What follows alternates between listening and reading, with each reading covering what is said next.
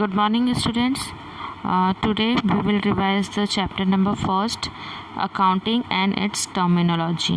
So let's start with the introduction. So here, when money was not in existence, so barter system was prevailing in economy due to the absence of money as a medium of exchange. And in barter system, product was exchanged against product or any services. So as we know that when there was no money or like there was absence of money, so barter system was prevailed. मतलब ये कि barter system हुआ करता था जिसमें goods के बदले में हम कोई गुड्स लिया करते थे या फिर कोई सर्विसेज या फिर प्रोडक्ट के बदले में प्रोडक्ट लिया करते थे, exchange product against product, just because उस समय जो था मनी की एब्सेंस हुआ करती थी. But now in present time money is used as medium of exchange. अब हम सभी को पता है लाइक मनी जो है वो हम as a medium of exchange use करते हैं. कोई भी चीज़ whatever we have to purchase we just give money and take that things. So all these transactions which we are doing with the help of money, they are called as economic transactions.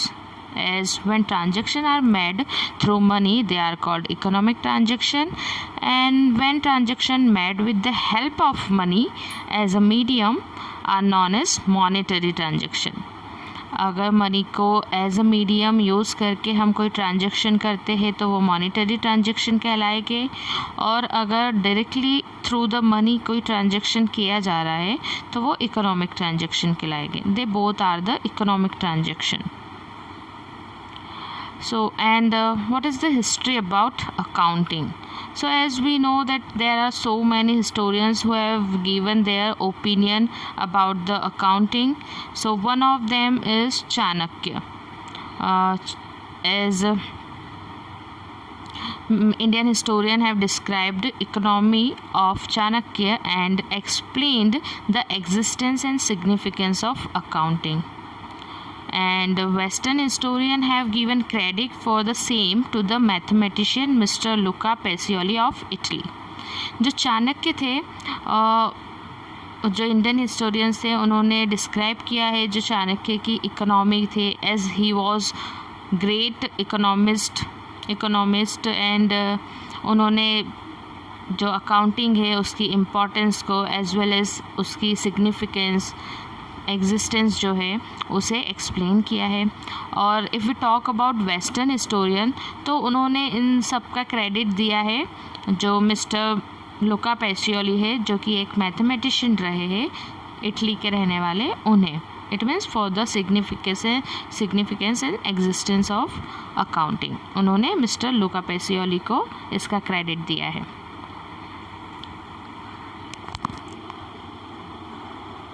Next is what is accounting. So in a simple term, a method or system which is maintained to keep accounts is called as accounting. Like कोई एक simple सी जो method होती है जिसमें हम accounts को maintain रखते हैं. ठीक है, जो भी इकोनॉमिक ट्रांजैक्शन हम करते हैं उनके थ्रू जो अकाउंट्स प्रिपेयर करते हैं, अकाउंट्स मेंटेन करते हैं, उस मेथड को ही हम अकाउंटिंग कहते हैं. ठीक है, अकाउंटिंग जो है, जो अकाउंट्स होते हैं या जो अकाउंटिंग है उसे हम बुक कीपिंग के नाम से भी जानते हैं, that it is also known as bookkeeping. As well as accounting has its own rules and regulation. For example, a trader has purchased goods of rupees 10,000 and paid transportation cost of 2,000 and sold the same goods for 15,000. So here, some of the a transaction is going to be held, like there is purchase of total 15,000, or we can say that we have to pay, the trader has to pay money 15,000 for sorry, trader will get the money 15,000 for selling the same good which he has purchased in rupees 10,000 and paid transportation 2,000. So here we can easily see that he is gaining rupees 3,000, or he is making the profit of rupees 3,000. So it is a kind of transaction which will be recorded in the accounts. So these will be called as accounting. This method of recording or maintaining the accounts will be known as accounting. Now, what is the definition of accounting? So, according to the American Institute of Certified and Public Accountants, AICPA, accounting is an art of recording, classifying and summarizing in a significant manner, and in terms of money, transactions and events which are part of a financial character and interpreting the results thereof. So, in a simple way, we can say when we are going to record the accounts, so that method of recording is an art, and that is known as accounting. So how we will record all this transaction?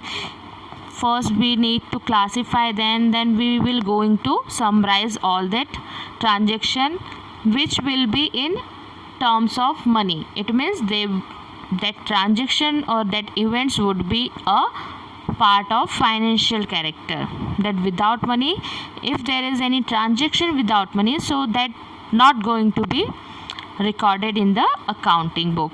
Okay, and after that we will get a conclusion, or we can say we will get a result for interpreting them. And the another definition of ASC, American Standard Council. So according to ASC, accounting is a service activity and its function is to provide quantitative information, primarily financial in nature, about economic entities that is intended to be useful in making economic decision.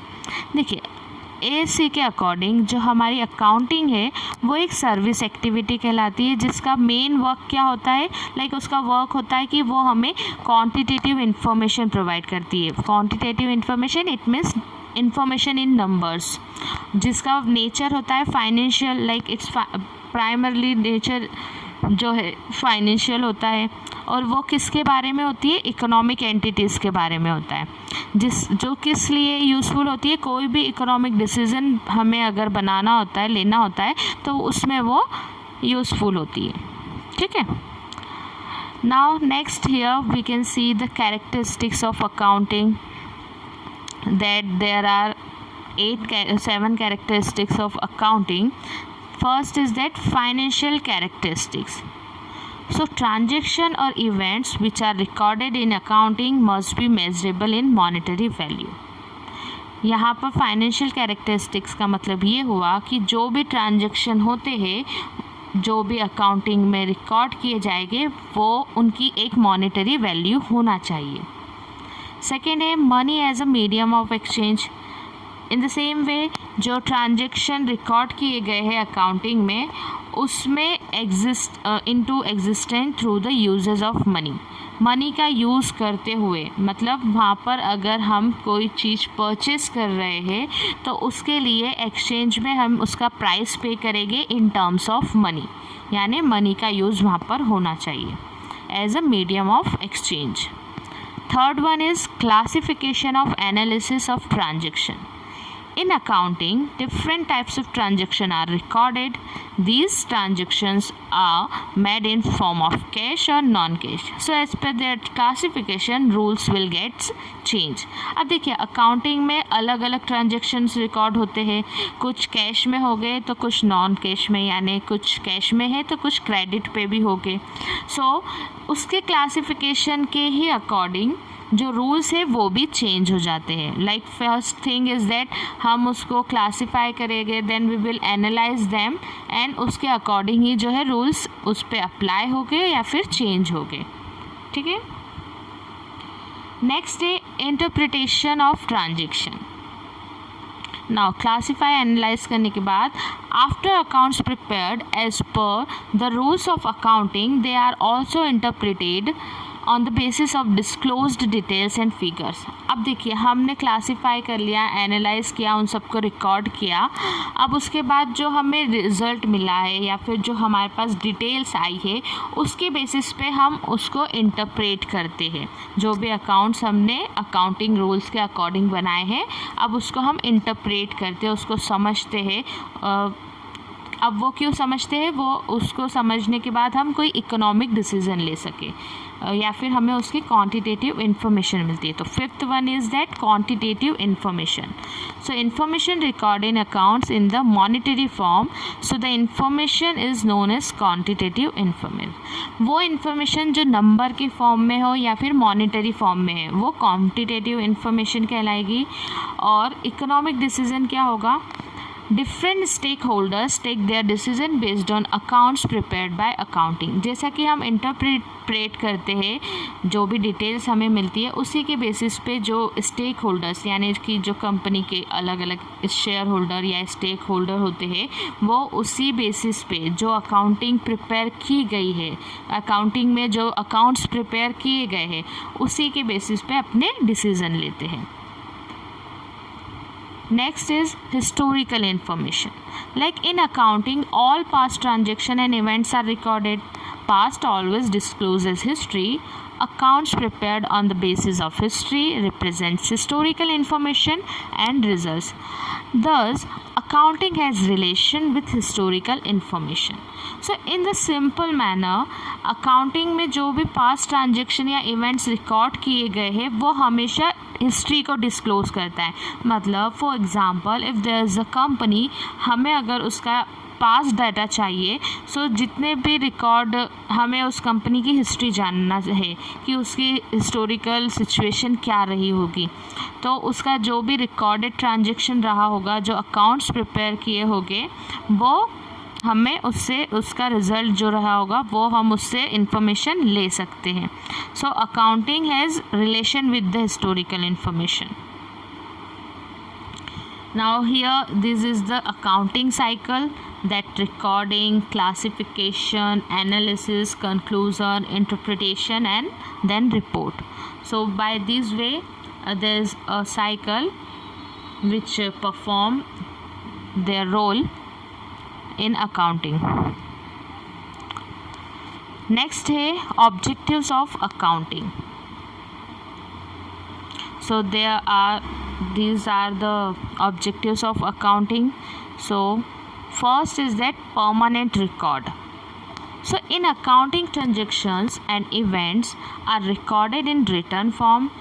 These records are kept either in books form of in computer or permanent basis. अब देखिए क्या होता है, accounting में जो transaction या records होते हैं वो हमेशा रिटर्न फॉर्म में ही रिकॉर्ड किए जाते हैं। इधर it can be recorded in books और इन कंप्यूटर। सो वो बुक्स या कंप्यूटर में रिकॉर्ड किए जाएंगे बट वो होंगे रिटर्न फॉर्म में। So that will be a permanent record.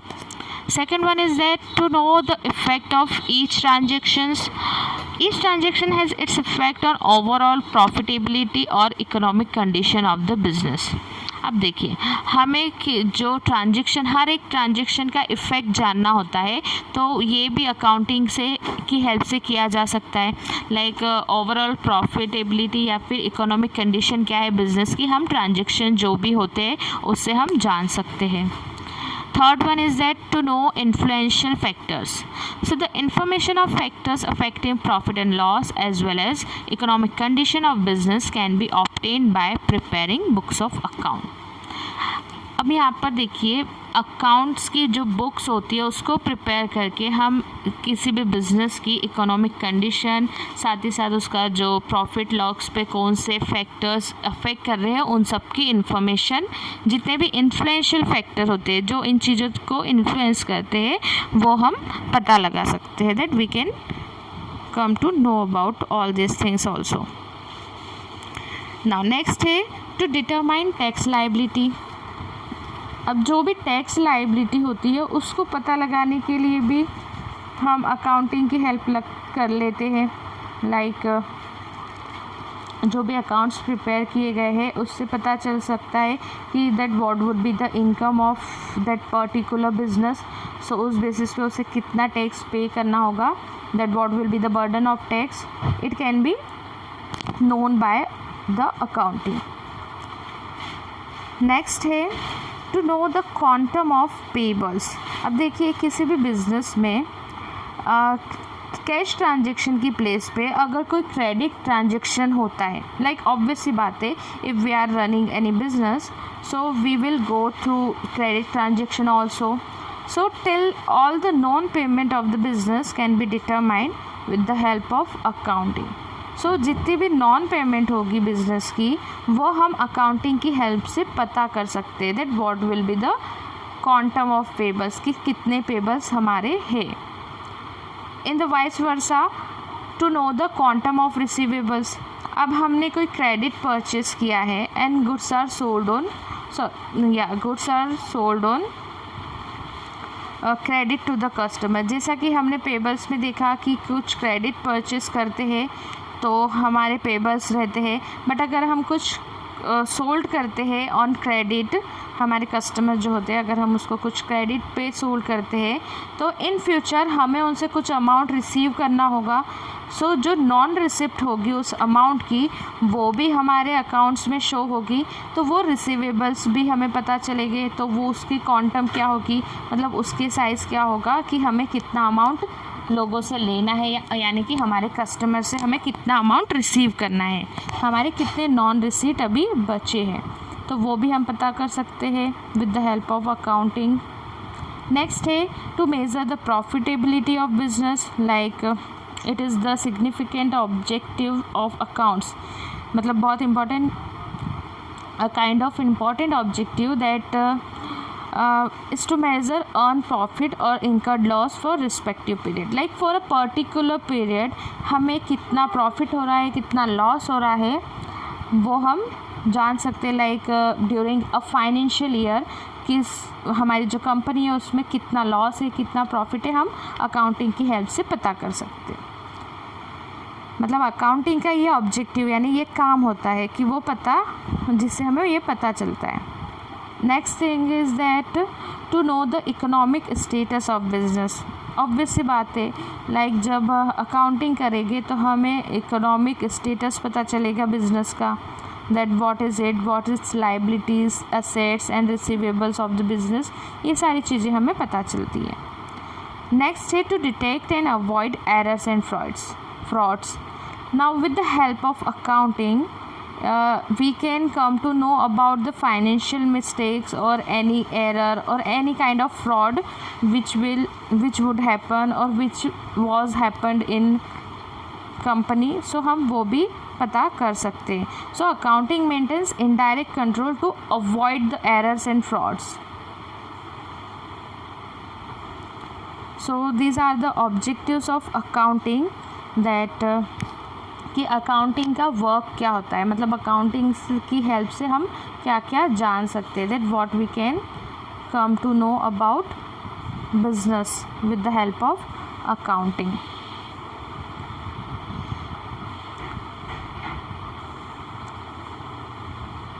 Now next is that advantages of accounting, कि अकाउंटिंग के एडवांटेजेस क्या होते हैं. Now if something is working for us, like हम अकाउंटिंग कर रहे हैं, अकाउंट्स प्रिपेयर कर रहे हैं, तो उसका एडवांटेज क्या होगा. In the same way we have seen the objective, so there is some similarity between the advantages and the objectives as we have seen the definition of the accounting. So there were similarity between definition and characteristics. So here is also that accounting, availability of accounting information, these are the advantages of accounting. So let's see in detail. That accounting information is prepared by any owner of any business. If that information is readily available, it can be used by the owner as and when it is needed. अब देखिए, accounting information की availability रहती है, तो क्या होता है, जो भी इन्फॉर्मेशन हमें रेडीली अवेलेबल मिलती है अकाउंटिंग की हेल्प से, तो वो ज़रूरत पड़ने पे कोई भी बिज़नेस का कोई ओनर उसको यूज़ कर सकता है। ठीक है। सेकेंड है to know profitability. As we can come to know about the profitability of the profitability of the business, that what is the profit and how much loss is incurred by the business. So this information is also provided by accounting. To know the financial status, that at the end of the period, or we can say at the end of the financial year, we can come to know about the size of liability of the business, that what are the liabilities. If liabilities are more, so it shows the weak condition of business, and if assets are more, so it shows the strong condition of business. So this can be ascertained through the balance sheet. Next है tax planning. The determination of tax size is based on the content of transaction of business. From this information, planning for tax payables during the period can be made. अब tax planning की जा सकती है accounting की help से.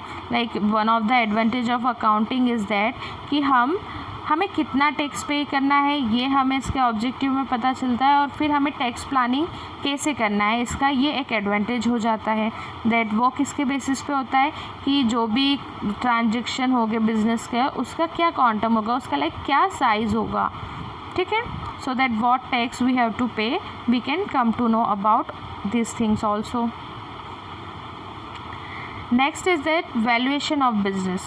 For example, if the owner of a business wants to sell his business, so at what price he will sell his business. So accounting will help or it will assist in business valuation.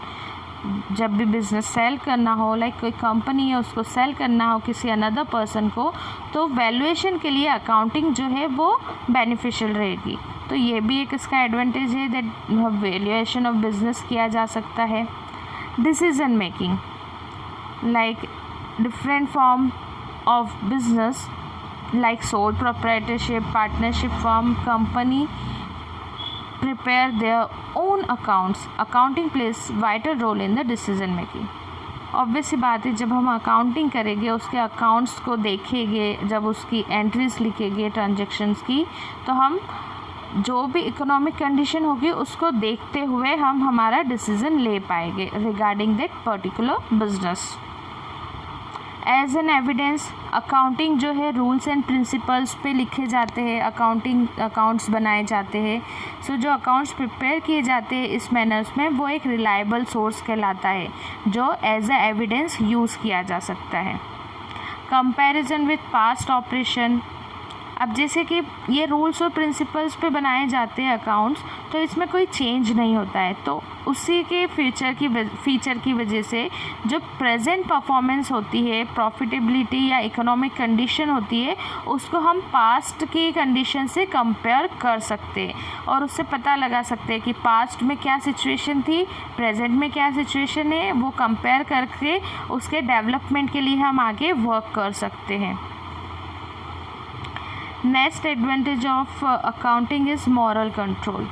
Like if there is account in written form, अगर accounts जो है written form में हमें मिलते हैं तो हम उसको as a evidence यूज़ कर सकते हैं at the time of any dispute.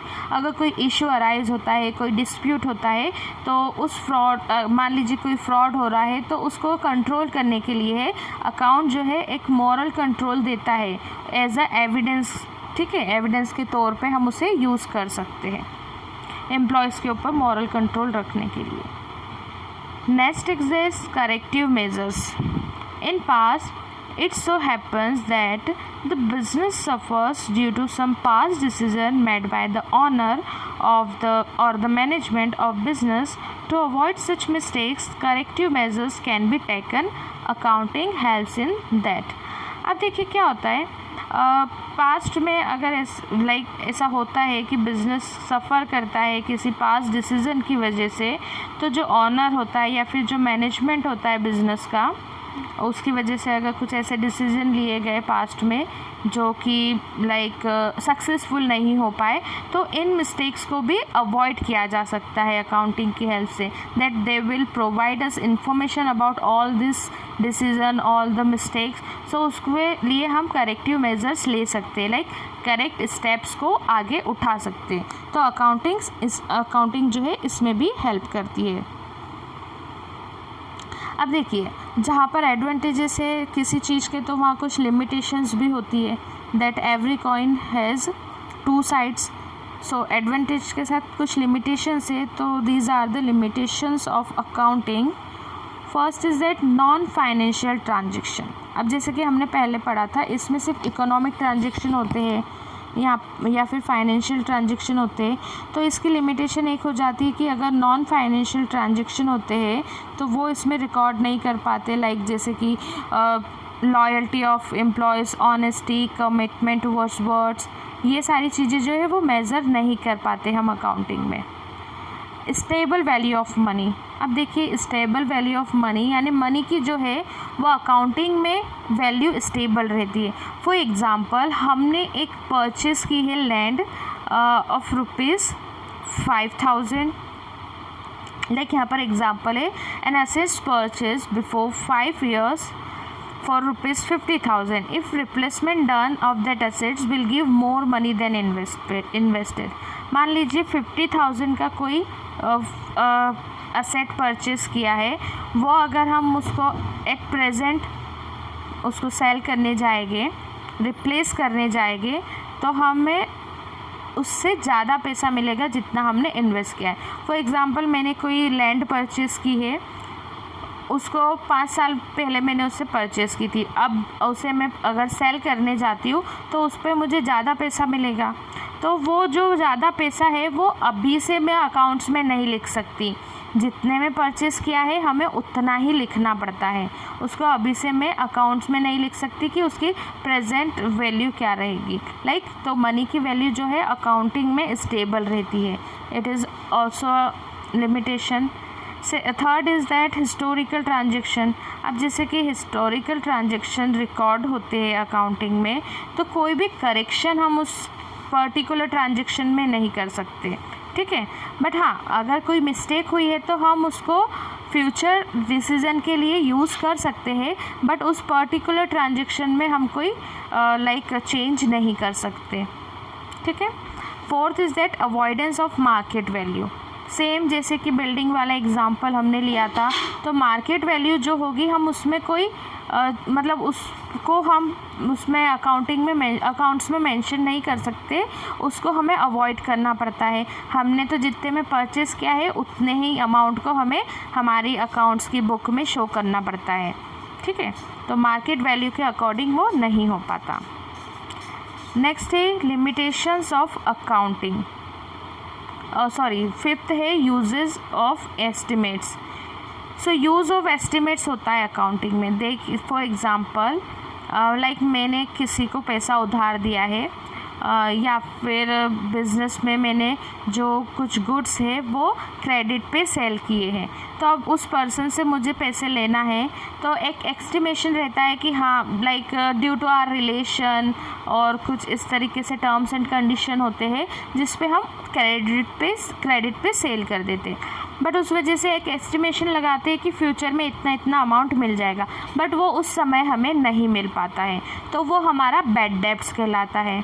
But वो अकाउंट में तो शो होता है कि हमारे पास इतना इतना पैसा आ जाएगा, बट वो पैसा आता नहीं है, तो वो जो है बैड डेट्स कहलाता है। और जो डिसीजन रहते हैं that are only taken on the basis of past experiences on logic, जो एस्टिमेट हम करते हैं जिस बेसिस पे। Sixth one is that dual standards. अब देखिए ड्वेल स्टैंडर्ड्स क्या होते हैं, that there are 2 important components of accounts, profit and loss accounts, that is current price, and the balance sheet, that is historical price. like profit and loss जो है वो हमारे current price पे बनता है, ये अकाउंट्स के 2 important components कहलाते हैं, और बैलेंस शीट जो है वो हिस्टोरिकल प्राइस पे बनता है। तो इस तरीके से दो तरीके के स्टैंडर्ड्स यहाँ पर देखने को मिलते हैं, द करेंट प्राइस पे और जो पास्ट प्राइस रहते हैं उस पे। Okay, so these are the 6 limitations of accounting, as we have seen advantages and limitation as well. I hope आप सभी को यहाँ तक समझ आया होगा।